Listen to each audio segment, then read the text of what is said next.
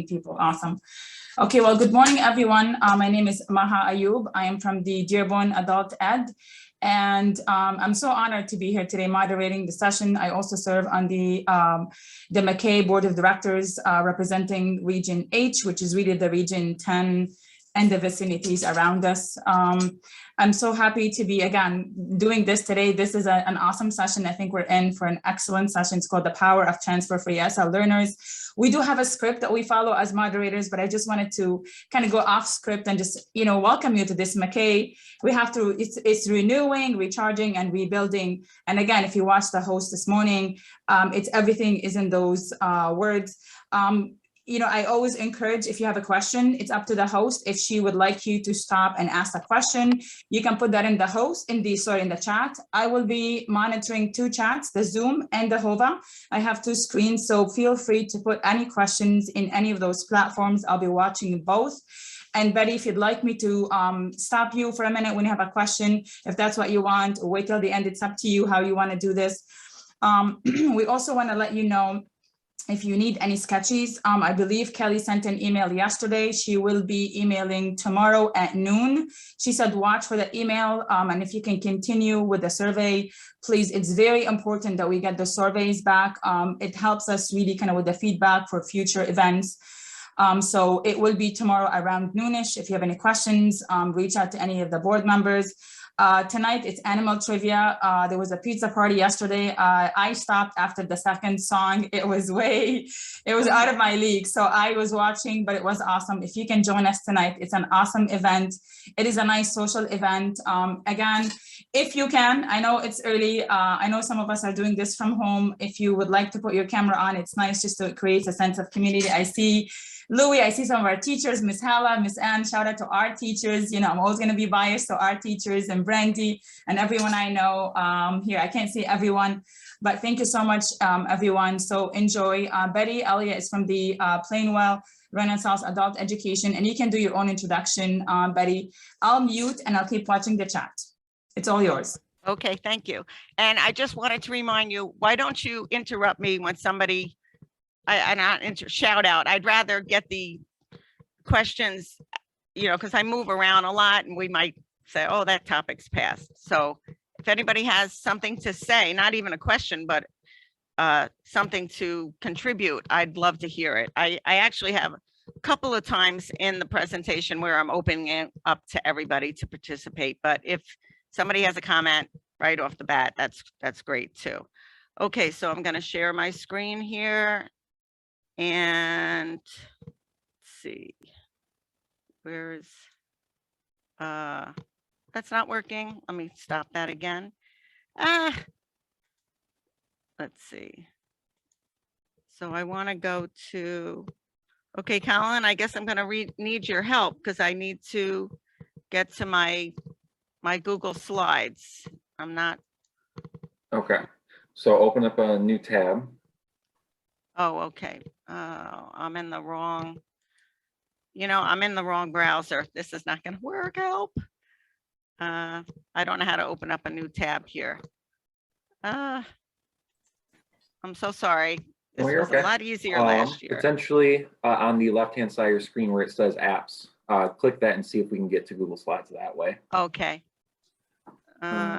And I can't because I have different browsers. So I see you have Google at the bottom of your screen. If you see the little Google. Oh, yeah. Just click on that. Jackie. Not on that one. The one in the middle on the bottom in the toolbar. Oh, okay. Going down. Yes, go straight down. That's how you do it. Yeah. Okay. That should open Google for you. Thank you. No problem. Sorry, that part's cut off my screen. I couldn't even see that. Okay. So let me just go to my slides here. And let me bring this down.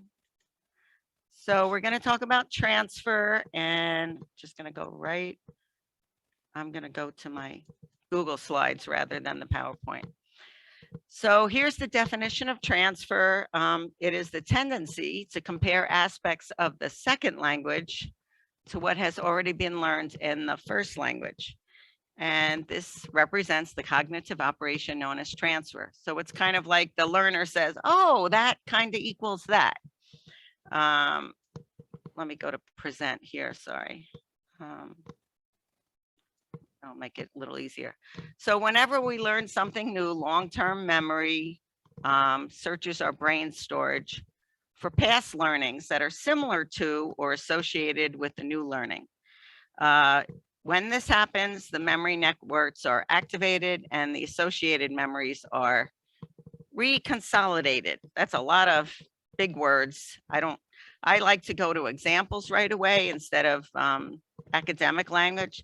So here's a picture of a pinball machine, and I'm saying transfer is actually, in other words, the brain gets lit. So when you shoot off a pinball and it hits those islands in the middle here, and you get like double points or triple points, that's kind of what transfer is like. You're helping students not only retain, but retrieve information because they're associating it with things from their first language.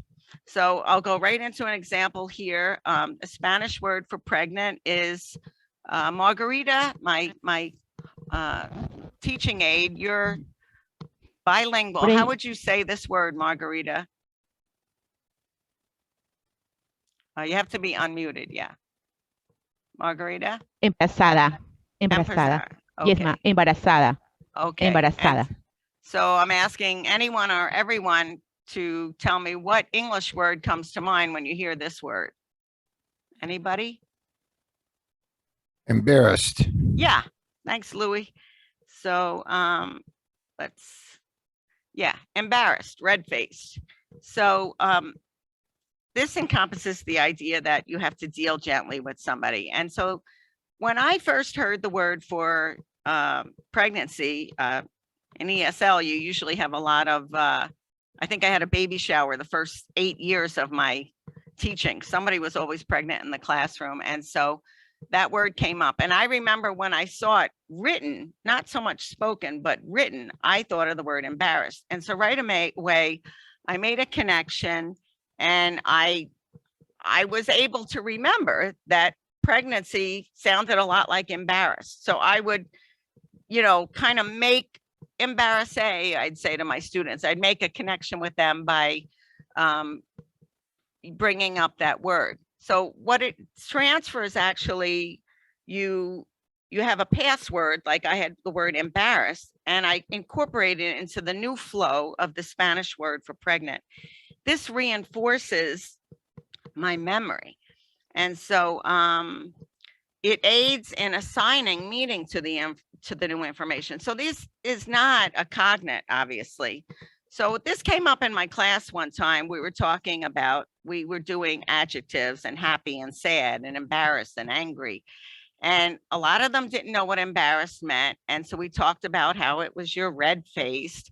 And then we started talking about Princess Kate and the whole idea that you deal gently with somebody who's embarrassed. And we were talking about how because she's royalty and she's going to be the queen, her maternity clothes are always kind of more curtain-like. In the 1990s, Demi Moore was on the cover of Vanity Fair magazine, and she embraced her pregnancy. And at that point, people started wearing different maternity clothes. But because Kate is going to be the queen someday, we don't really get to look at her stomach like we do with most other women. And so I made this connection. And then about a week or two later, somebody in the class did something that, said something wrong, and they kind of blushed. And I asked the class, so-and-so is red-faced right now. Do you remember the word for that? And, it had been like 10 days or 12 days since we've discussed the word embarrassed. But I did notice that it was the Hispanic students in the room who were able to come up and say, embarrassed, because they had made the connection between pregnancy in their language and embarrassed. And because we talked about dealing gently, so I began to see that, okay, this works a little. And I was looking at transfer from a reverse psychology way for myself as a teacher. What kind of words do I pick up quickly and I retain without having to be reminded? And these are some words like a Japanese student told me one time, well, if you say hello in Japanese, it sounds like the state of Ohio. And, you know, that just locked in my brain then. It was like, oh, I can remember that. And then since the pandemic, I've seen signs for wear your mask, wear your mask. Margarita, I'm going to call on you. How would you say this word in Spanish? Máscara. Yeah. Máscara. So it was like, oh, mask is like mascara. So I remember that now. And then a lot of times when we're, you know, using the mouse on the computers, I would say to the students, oh, do you call this mouse in your country? I didn't know, you know. And so then we would, you know, they would say raton, or Margarita, how do you say mouse or rat? Ratón. Raton. And I said, Raton. oh, Boca Raton. Yeah, I know Boca Raton, you Boca know, and then Raton. they would tell me, yeah, that city means rat's mouth, you know. And then we've done things like plaid, and now unfortunately a lot of these are Spanish. There's a lot more cognates in Spanish, and there's a lot more transfer in Spanish I've found than any other languages, but there's certainly reason to find them in other languages. So somebody said to me that the word, Margarita, can you say the word for plaid? Cuadros. Yeah, so I'm thinking quad, like four-sided. Okay, that's another word. I just, when they're having trouble understanding plaid, I'll say, you know, quadros, you know, that it gives me a chance to connect with them. And then in French, the word for left is gauche. And, you know, okay, you're supposed to be right-handed. That's the more proper way, you know. And so I can remember that. Then the word to go right in Spanish, Margarita, how do you say that? Derecha. So I always remember that because it's like, oh, directions. We're talking about directions. So if you go right, it's like derecha. So there's a lot of these words that I can remember without having to relook them up because I associated them with words in English. Here's a picture of some cookies, boca den. So obviously they're talking about the mouth, you know, boca. So I wondered if anybody could give some examples of vocabulary that you've learned easily through using transfer. So I want to open it up to anybody now.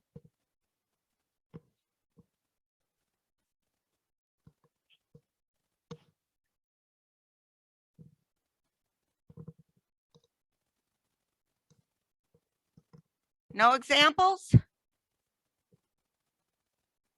No? Okay. I will move on then. Maybe I'm just more of a word person. I don't know.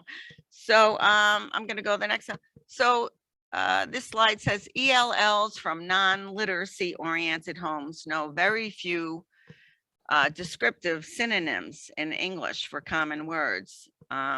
Yet they need these to succeed academically.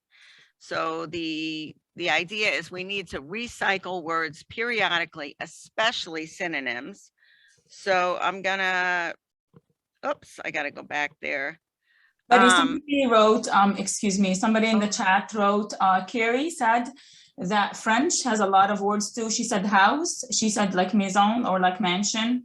So that's she's giving that example in the chat, yes. Right. And I'm sorry, you know, I really don't have a lot of Arabic students right now. And I know, I think the word for house is like, is it beta something? Beta? Right. We have one of our teachers is here and she's also, she speaks Arabic. She wants to chime in, but yeah, it's bite. So like, because that sounded like my name, Betty, like beta. I always remembered that one. So even though those words have a different, alphabetical language, you could still do it by sound, right? So thank you so much for that. Maison, mansion, that's great. So here, a lot of times when I'm talking with the students, and Burlington English is great about requiring students to capitalize the first letter, and so we often get into, oh, you need to use the uppercase or the lowercase. And at first they don't understand me. So Margarita, what would you call the lowercase letter in Spanish? Minúscula, letra minúscula. So automatically, I remember that now. It's like, oh, minuscule. So like that's a synonym that is not, a lot of my students don't know that synonym because they just know big and small. But if they were to get into academic language, I think you could use transfer a whole lot more because of the Latin roots. And then what is the word, Margarita, for a capital letter? Letra mayúscula. And so now I may be stretching this a little bit, but when I first heard minuscula, it makes me think of like majestic, so like big. So I always got majuscula, that's, and so maybe I say it wrong, majuscula. But so now whenever they are on Burlington and they're saying the sentence is wrong, what did I do? I can say like majuscula or minuscula, so it helps me. And if it helps me, it's gotta help them. That's the way I see it. So here, so transfer is a mnemonic device. And so anything that is mnemonic, aids in retention and retrieval. So sometimes it's a pattern of letters, ideas, or associations. So I have a picture of a fan here. I just wanted to use this as an example. In my house, I have a fan. This isn't it. This is just a fan I took off the computer. But the fan in my house does have two cords like this, a long one and a short one. And it's in a room I don't go in very often. It's not connected to the wall switch. So when I go in the room, I have to really reach up on my tiptoes and turn on either the fan or the light. The problem was I do it so infrequently that I could never remember which one was the fan, which one was the light. And sometimes I wanted the light and I'd reach up and I'd turn on the fan. It was in the fast mode. I couldn't turn the fan off. I couldn't get the shorter cord to turn on the light. And I got very frustrated. And so finally one day I just, took a minute and I thought, okay, I figured it out. I said, the long cord is for the light. Okay, L and L, long light. And ever since then, that's been sealed in my memory. And I can, it's not an issue. And so transfer is a mnemonic device. Not all mnemonic devices are transfer, but even aside from the first language associations, if you use patterns of letters or ideas, that can also help in retention and retrieval. So transfer, when I first was aware of transfer, I was thinking, oh, it's just for vocabulary, because I was using it for vocabulary to learn my students' first language. But I've also learned it has other applications. Like you can use it for phonetics or grammar. You could use it in the CASAS preparation, and you can also use it to connect language and culture. So I'm going to go, well, let me just say, transfer can be positive or it can be negative. So an example of negative transfer would be to use the grammatical rule to put the adjectives behind the noun instead of in front of the noun. And so I see this a lot with my Spanish and French students. They say a hat yellow, and then I have to correct them. No, we say a yellow hat. One of the other areas where I see problems with negative transfer is where they put the day first instead of the month. And so I always try to, bring this out to them. What does this MM stand for? It means month. So if you're using the 7th month, you can't just put 7, you have to put 07. And so that's just, teaching them some digital technology skills with this kind of thing. But it can be negative. And you could even say the embarrassed pregnancy thing, that's a negative transfer. Like that can confuse somebody. It didn't work that way for me, but maybe because I'm not learning, I'm not getting hit with a barrage of language, just I'm picking up things here and there. I don't know, but so here's another use of negative transfer. The French word library, I don't know how you'd say that, librairie means bookstore. And the French word for library is really bibliothèque. So, you know, that's where they can get confused sometimes. But I want to go on to the phonetics and the grammar. So I had a student, her name was Sylvie, and you know how in the beginning lessons of school, they always ask the student to spell their name. So she told me her name was Sylvie. I had not seen it written. I was at the whiteboard and I said, please spell your name. So she said, of course, S. Then she said E instead of I. And I know that one. So I said, I think it's I. And she said, okay, S-I-L-V. And she said E again. I said, no, it's I. And then she said, ah. And because her name was Sylvie, I didn't know if she was saying E or A. And so, you know, our class was Monday and Wednesday night. So Monday night, we struggled with it. Wednesday night, 2 days later, she kind of had forgotten it again. The following Monday, it came up again. And I was seeing, like, you know, for 40 some years, this woman has looked at the letter A and pronounced it ah. I don't know if she said eh or ah, but, and her last name had a lot of A's in it. It was like Abrogado or something. And so that would be something where people would ask her to spell it. So I said to her, okay, Sylvie, when you see the A, I want you to think of the word for they in Spanish, which is ellos.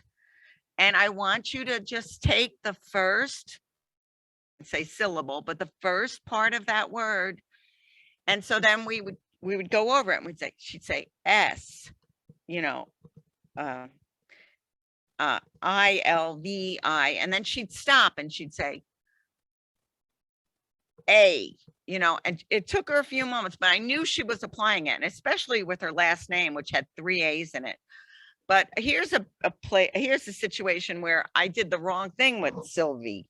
I was telling her, I didn't have it like this. I had a whiteboard and I drew an eye with the lids and the eyelashes. And I said to her, okay, now try it. So what do you think happens with that? When I asked her to look at the eyeball, do you think she was able to say S-I-L-V-I-A?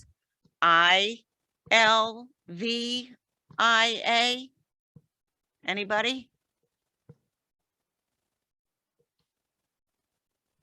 She might have said S-O. Well, she didn't know the word I. So that was not in her long-term ingrained memory. So it really, I flunked with that one because it didn't help her at all. It only complicated things. She was kind of like, why are you putting an eyeball there? You know, and so I was using my method of transfer, like, oh, I know an I sounds like an I, you know, but this did not work for her. So I saw how I had really confused some of my understanding of transfer. And I still haven't come up with, I guess, for her to say I don't know. So here I wanted to give a shout out to Courtney Carter from the Kent ISD. She had mentioned in another session one time that she has a rubber snake in her classroom. And when she's teaching present tense, if somebody says he walk, she kind of shakes this rubber snake, you know, and they, oh, he walks, you know, she walks. And I thought that was a great application of transfer because you don't even have to have had any schooling. Most people know that a snake makes the sound. And so she was, you know, helping them remember that. I've always wanted to put a picture like I have here, a woman with a snake and a man with a snake, because when I'm teaching present tense, they get very confused. Oh, they think, okay, 1 hat, 3 hats. So they see that S as indicating plural. So when they're learning present tense, they say we walks, they walks, and they're confusing plural noun with a grammatical present tense change, you know. And so I've always wanted to, I keep saying to them, well, I know it's not, you know, you put the S with the he, you put the S with the she, and it's still difficult, but I really appreciated, she made it more kinesthetic, and, transfer goes beyond just the word retention and retrieval, but it can also get kinesthetic. So here's where I tried to use the phonetics a little bit more with transfer. All of my students say streeps instead of stripes. So I had Margarita, I said, Margarita, how would you spell the pronunciation of stripes? So she basically wrote it for me like this. So Margarita, you look at this and you say what? Rayas. Stripes. Stripes. Stripes. So, and like we would do, for does he drive, I was putting D-U-Z, and they were saying, does he drive? So Margarita said, no, you have to spell it like this. Does he drive? So I actually use these, I will use the English version, and I will give them the phonetics in a way that they can at least learn the word, and then I try to take them away. But even this can be confusing, because we were doing a lesson in ventures. It was all about appearance. And so we were talking about striped shirts. And so I did this on the board for one of my students. I said, it's striped shirts. And then about 15 minutes later, he looked at, there was a description of somebody with straight hair, and he said the person had straight hair. So I was like, maybe I'm making it more complicated for him. He was taking the English pronunciation. And so I confused them. And so you really have to be careful how you do that kind of thing. So Miss Betty, I'm sorry to interrupt Yeah, you, but we have yeah. a question, if I may bring it up. Sure. There were a couple of things in the chat. So we have I think it's Naeem Zelzala has an excellent question. He says in the Hoover chat that he has some of his Arabic students that use the word like too, like she's too pretty, or she's too nice. And they use the word like TTOO. They use it in that context. And he's just wondering, how do I explain this word in a better way? So his exact question is, my Arabic students use the word too in a different way than the way it's used in English, such as she's too pretty. How do I explain this word in a better way? So I'm wondering if they mean it positively, like she's very pretty, or are they saying she's like, I think they mean it that way, Yeah. being Arabic, and we deal with a lot of Arabic. Okay. We see that word a lot. The too is used as like, instead like very, or like, wow, she's very pretty, she's too pretty. They use the word too as to explain the magnitude of things. And if like too anybody wants to much, comment on that, too yeah. much. Oh, that's interesting. I'll have to listen for that. I would correct them and say very, but I've gotten looser over the years. I mean, I love English and I've been very strict with it, but I've gotten to the point where if somebody is saying something that I understand, if somebody says she's too pretty, I get what they're saying. So I might say, oh, you mean very pretty? Maybe if you correct them each time, but I actually can appreciate that they're using, when something is too much, it's great. So I don't know if I'm helpful with that, but yeah, I'll have to look for that. I bet you I'll start seeing that now. I haven't noticed that. Haven't even noticed that. Anybody else have because any? you said I think for anybody that's on the call today, if they've dealt with Arabic students, I think if you've dealt, like, say, with like Hispanic students, I think it's different, and I think they have their own words that they kind of get stuck on. So I think it's just depending on the population that's being served. Yeah, I don't have many Arabic students right now. I have in the past. So as I was creating the presentation, I was really getting stuck because I thought, how do I include the Arabic community? And I was hoping the participants would have, I mean, Maya, you're bilingual then, right? Right. So have you ever used transfer kind of, can you think of any instances where you've used So it? I would yield that actually, Betty, to one of our teachers that's here. I don't want to put her on the spot. Miss Hala is here. She's bilingual because she's a teacher And I know she has, so I would yield this if it's okay with you, Hala, if you want to unmute and answer this question, because I don't teach, so I'm gonna yield it to one of our teachers. Okay. Thank you. No problem. I can't think of any word transfers at the moment, but like I can think of maybe something we did yesterday. We were talking about quotation marks when writing, when someone speaks. And someone said it's like Arabic punctuation when they have like things in Arabic like damme and kasra. I'm not sure if that's really relevant or like the same, but it kind of helped them understand that when someone speaks, when they're writing, we have to put quotation marks around it. So that's the only thing I can think of right now as transfer. Okay. Another example, I have a student who speaks more French than Arabic, and the word janitor came up, and she translated it as concierge. So I'm not sure how, I don't know. Those are the two examples that I have for that. Okay. Yeah, I had forgotten them. I used to try to use some, and I can't remember them now. I know, there's words that are the same in every language, no matter what, like helicopter or, but yeah, I wish I had more applications for that, because everybody knows Spanish has the most cognates. And really, I'm talking beyond cognates. I'm talking of how do you use words that you can really lock into their memory by associating them with words that sound the same in their language. And if they can find a common connection, like where I was talking about the pregnancy is, dealing gently with someone and not exposing, and we had the whole discussion with that.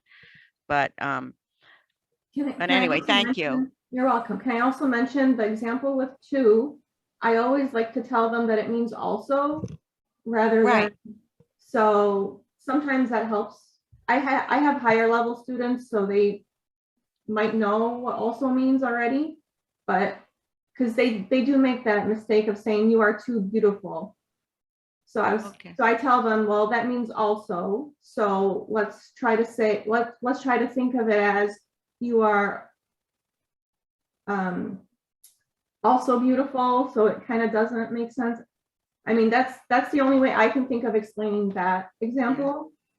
I mean, they do say very a lot. I hear them say very a lot. So if you just kept saying, you mean very, I don't know. I mean, I always feel bad to correct my students, but it's kind of like when you're, a little child says, I runs, and you say, you mean ran? You just kind of gently, yeah, but that's true. I could see, I mean, two is one syllable word. It's got a real strong vowel. It's nice and easy to say, okay, so thank you. So here, so the information I got about transfer was from this book called How the ELL Brain Learns, and it's by David Souza. So he says in the book, transfer is an important factor in language learning at all levels. Although he does say in the book that the more proficient a person gets in the second language, the less transfer they use. And transfer is probably a major contributor to what linguists call the interaction hypothesis. This holds that L1 and L2 will exert influences on each other when the L2 is acquired at a later age. And it's especially important. When I gave you that example of the fan, I noticed as I've gotten older, it seems counterintuitive that you would have to add a third aspect of something to remember something. But I'm beginning to see, the memories that were formed in the younger years are more vibrant, and they're well seated. And so they're easier to retrieve and retain. And so when you add a third thing, like, oh, I met Betty, she reminds me of my Aunt Betty, you're adding your Aunt Betty into the mix because you met a Betty, and so it seems like you're adding an extra step, but it definitely helps with the retrieval and the retention.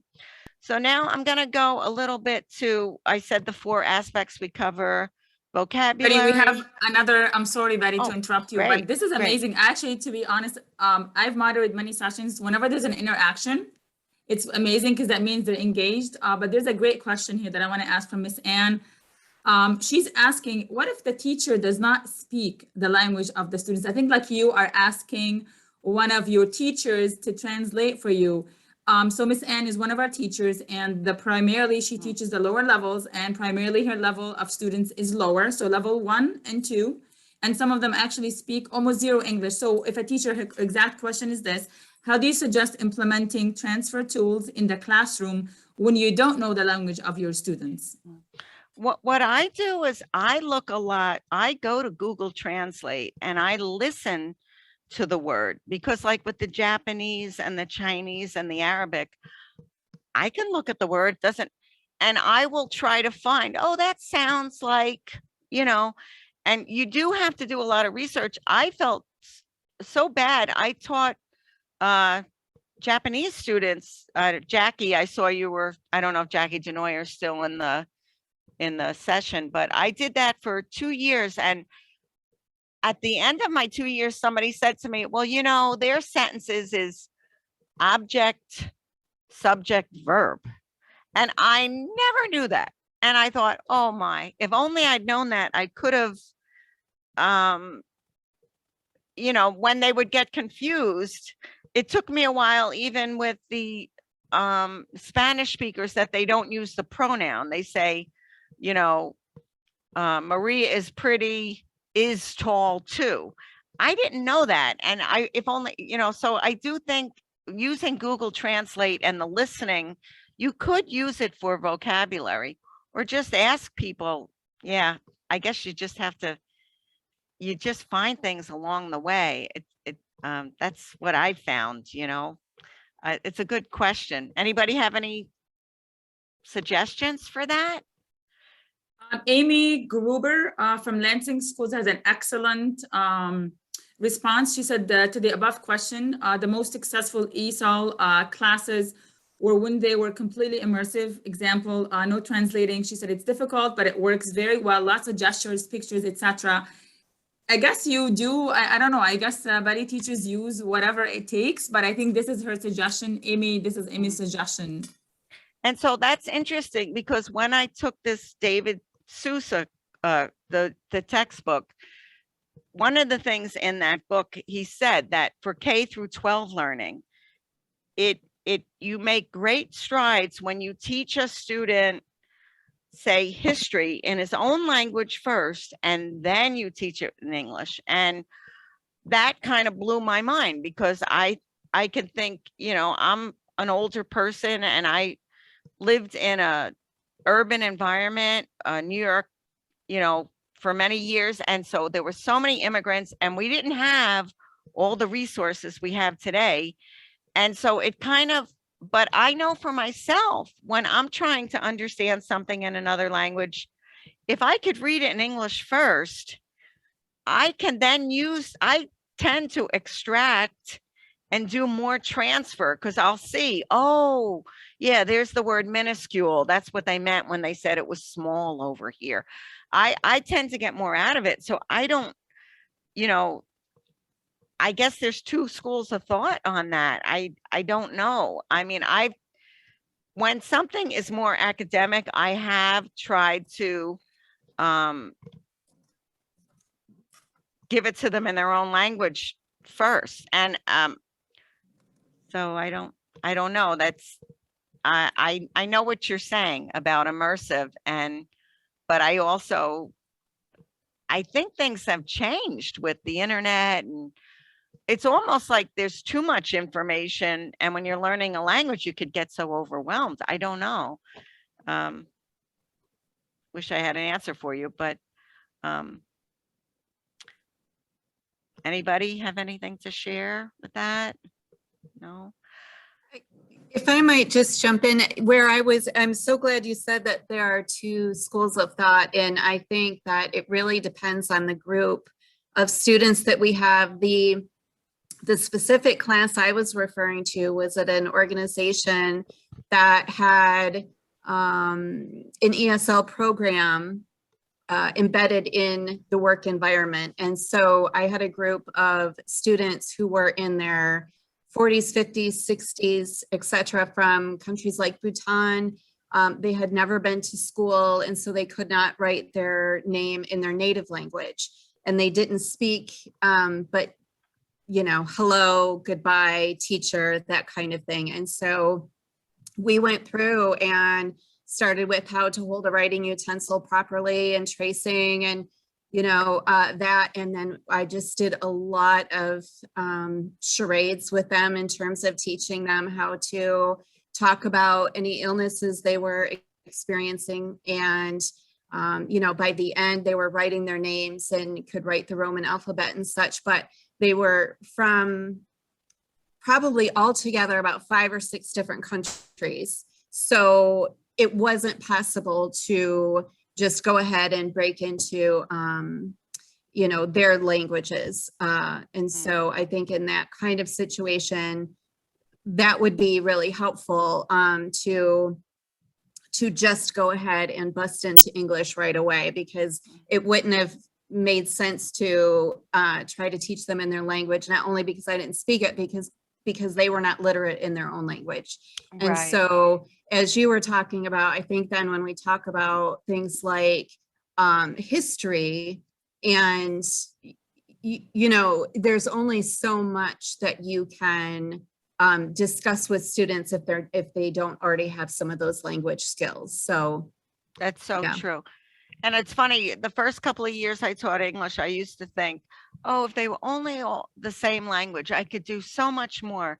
And right now I have just pretty much one language. I have mostly French students, and the diversity in the class just adds so much to the learning. mhm, yeah, Because it you does. have to be more immersive instead of, you know, and I've had Spanish students say to me, oh yeah, I took classes at the Hispanic American Council, but I didn't really learn the English because we were talking too much. We were talking Spanish too much, you know? Yes. So it's, yeah, it's crazy. Yeah.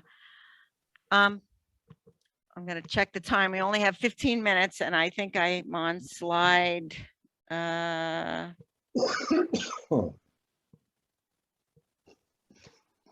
I only have a few more slides left. So I said the applications for transfer can be for vocabulary, for phonetics, and I had for CASAS prep. So here, Louis told me I could show a picture of a Burlington English. I love Burlington English's CASAS preparation, because I can sit down with my students and I could see how they process each and every question and answer. And so here's a sample question. It's an employment application. And I sat down with a couple of students and I said to them, so what is this? What are you looking at? You know, and they kind of had a blank look on their face. I said, well, what is this announcement? You know, and they still were, they're just seeing words and they're seeing a question about the words. And I realized that they didn't really take the testing with a big picture perspective. So what I did was I began doing this. I wanted to provide some transfer. So here I would show them this trailer. I don't know if anybody's seen this movie, The Mole Agent. It's a beautiful, beautiful film. It's in Spanish. And it's about an elderly man who was hired to go into a senior citizen living facility and spy on the facility. There's a family that thinks that their relative is being mistreated. And he goes in and he has to take notes, and you know, his job of trying to spy becomes something else, because it becomes this. So I will show them this trailer. So this is a 2-minute trailer. I'll probably show you the first 30 seconds of it.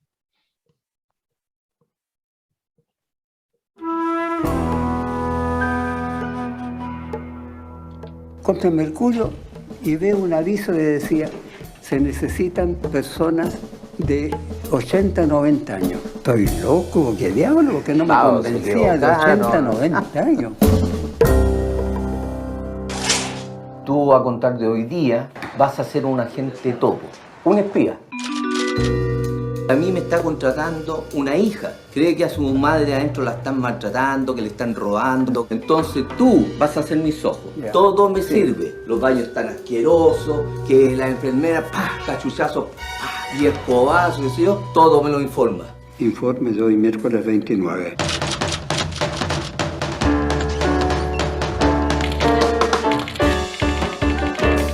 Rómulo, contabilicé 40 mujeres y 4 hombres, incluyéndome. Todas las señoras me parecen iguales. Pero no es tan viejo. Es viudo, dice. Sergio.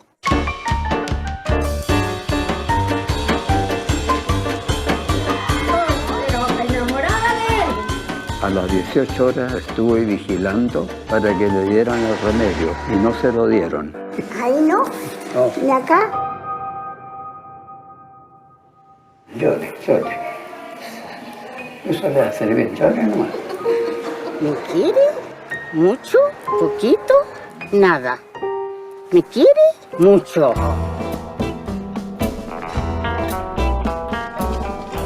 Está lista la encomienda. Mándame un mensaje de voz por WhatsApp.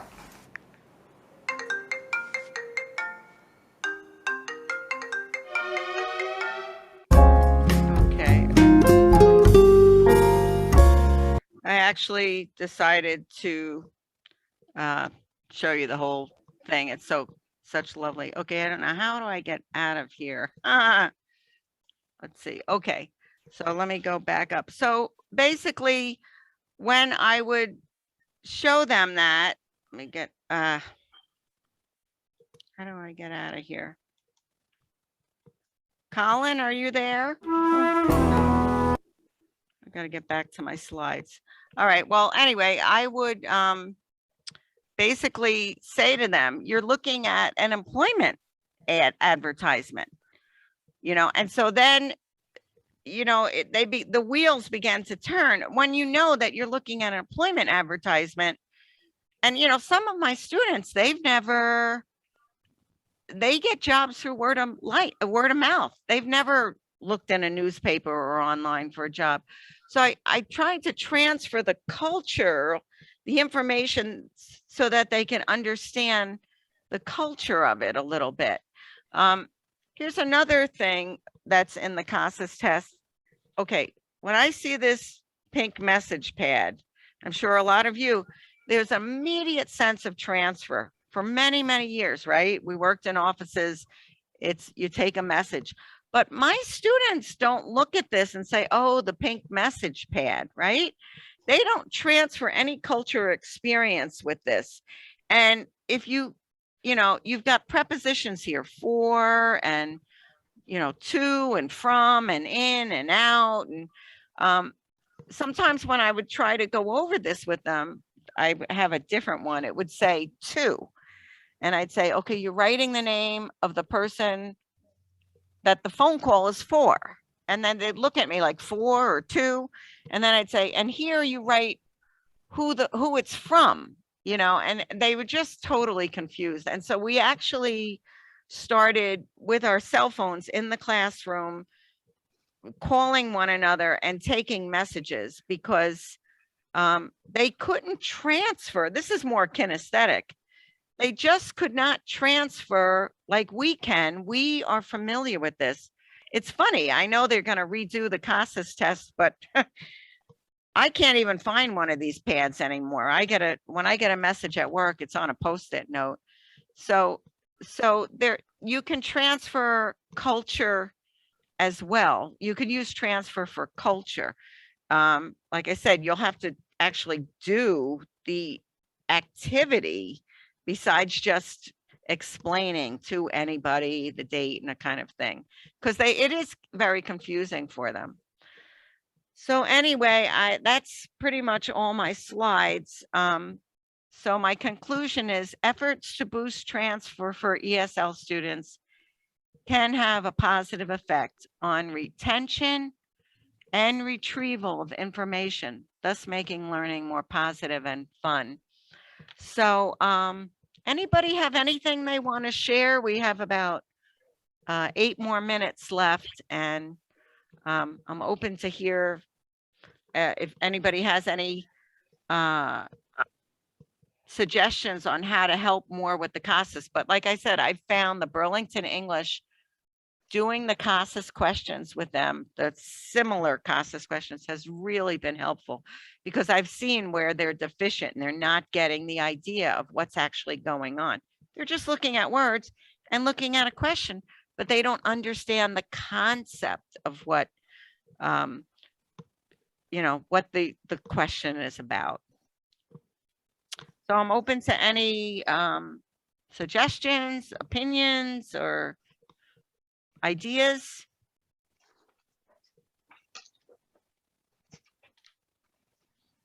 Everybody is too quiet. So if I don't have any feedback, I guess we can kind of end the session then and get a little extra time for your next session. So Maya, are you there? I'm here. Yes, buddy, I'm here. So, all right. Okay. So I don't see, I'm watching, yep, I'm just watching both chats. I don't see any more questions. I think we've answered all of them, buddy. Thanks to you, buddy, really, for taking the time. I think this is an excellent topic to talk about. And thanks for everyone that was engaged with us today. We had over 40 participants, which is excellent. Most of them stayed with us till almost the end. I want to thank everyone that attended. Please make sure that at the end tomorrow, when you receive the survey, just again, to rank each session, your feedback, look for the sketches.